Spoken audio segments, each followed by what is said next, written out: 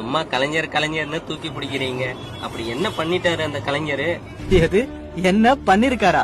நல்லா கேட்டப்போ முதல்ல மனுஷனை சக மனுஷன் சுமக்க கூடாதுன்னு கை ரிக்ஷாவை ஒழிச்சது கலைஞர் தான். குடிசை மாற்று வாரியம் மூலம் தான் லட்சக்கணக்கான பேரு காங்கிரீட் வீட்டுக்கே போனாங்க. இல்லனா இன்னைக்கு கூட வெயில் காலத்துல குடிசை எரிஞ்சு போச்சு அப்படின்னு பல நியூஸ் வந்திருக்கும். பெண்களுக்கு சொத்துல சம உரிமை, கவர்மெண்ட் வேலையில 30% இடஒதுக்கீடுப்பா. குறிப்பா தமிழ்நாட்டு போலீஸ்ல பொண்ணுங்களை வேலைக்கு சேர்த்தது கலைஞர் தான். இது இல்லாம உள்ளாட்சி அமைப்புல 33% இடஒதுக்கீடு, படிக்கிறதுக்கு உதவித்தொகை, கல்யாணம் பண்றதுக்கு உதவித்தொகை, பேறு காலத்துல உதவித்தொகை, கைம்பெண்களுக்கு உதவித்தொகைன்னு லிஸ்ட் ரொம்ப பெருசு.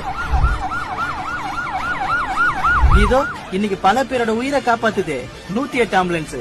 அத கொண்டு வந்ததும் கலைஞர் தான். என்னன்னு சொல்றீங்க? கலைஞர் இவ்ளோ பண்ணிருக்காரா?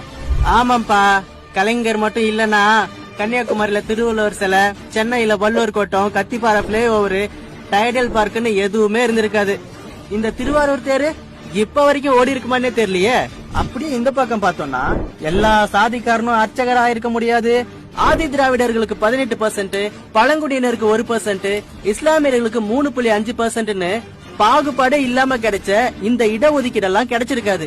இன்னும் விவசாயிகளுக்கு இலவச மின்சாரம், உழவர் சந்தை, இந்த மாதிரி நிறைய பண்ணிருக்காரு. அது இல்லாம தேர்ட் ஜெண்டருக்கு திருநங்கைன்னு பேர் வச்சு அவங்களுக்கான திட்டங்கள், அது ஒரு லிஸ்ட். இன்னும் ஏகப்பட்டதா இருக்குப்பா. அதாவது பெரியாரோட எல்லா கொள்கையையும் நடைமுறையில சட்டமா கொண்டு வந்தது கலைஞர் தான். அச்சோ, டைம் ஆயிருச்சு, மெட்ரோலயே போயிருவோமா?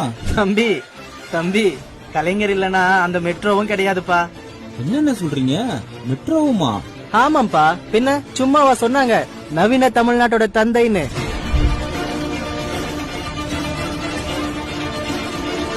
உயிரினும் மேலான அன்பு உடல் பிறப்புகளே,